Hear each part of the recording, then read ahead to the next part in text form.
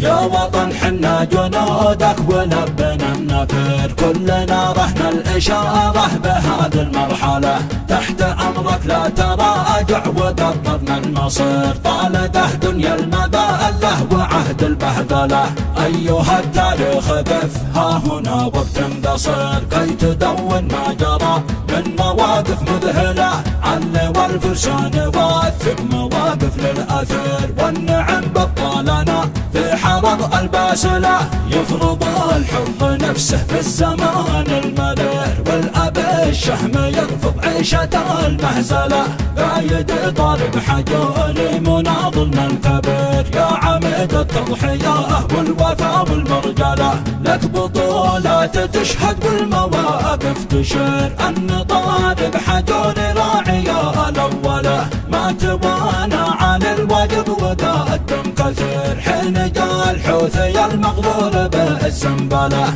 ما قبل فكرة الحوثي وحكم الأجر، وانطلق يستعد الحكم بالدايولة، والميادين تشهد بالنضال الكبير، في حرب أو بمأرب كلها تشمله، في سجد النضال الكل نحوك يشير، وانت تستاهل التقدير تستاهله، دوس يا ابن الحجوري للأمام سير سير، فلك النصر والتوفيق في المرحلة، يا وطن حنا جنودك ولبنا النفر، كلنا رهن الإشارة بهذه المرحلة، تحت أمرك لا تراجع ودبرنا المصير، طالته دنيا المذلة وعهد البهدلة، أيها التاريخ قف ها هنا وبتنتصر، كي تدون ما جرى من مواقف مذهلة، علي والفرسان واثق مواقف للأثر، والنعم بطالنا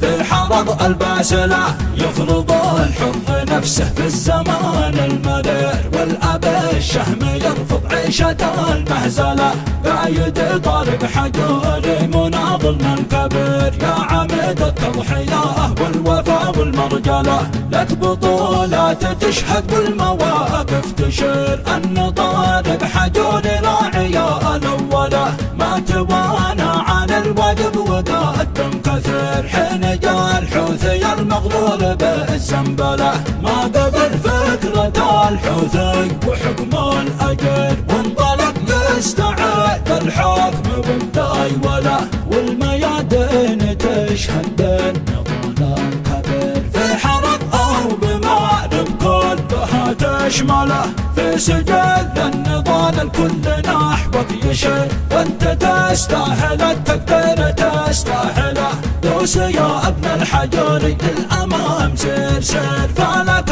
النصر والتوفيق في